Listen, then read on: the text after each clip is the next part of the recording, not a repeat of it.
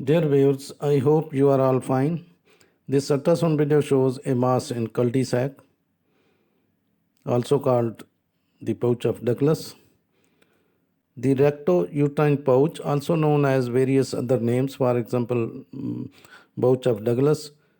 In obstetrics and gynecology, it is most commonly referred to as posterior cul-de-sac. The recto-uterine pouch, also known as rectovaginal pouch, cul-de-sac or pouch of peritoneum between the posterior wall of the uterus and the rectum of course, in females.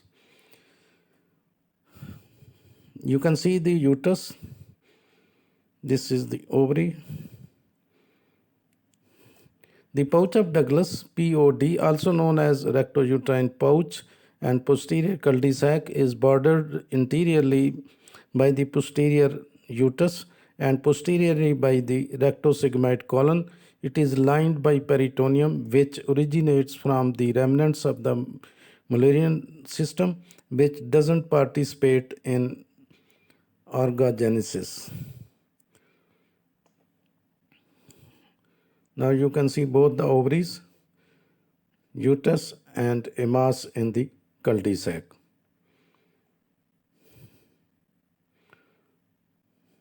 Menstrual blood that has refluxed through the fallopian tubes and fluid related to ovulation or ruptured cyst settles in it.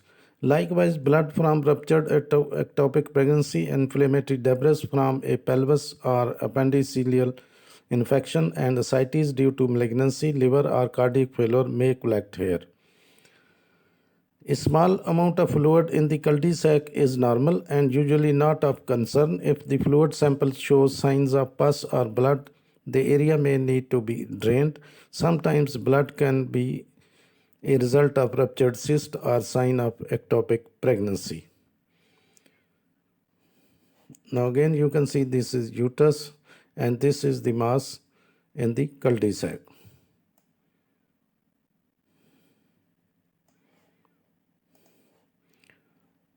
Now you can see this mass measures about 3.8 centimeter into 3.5 centimeter.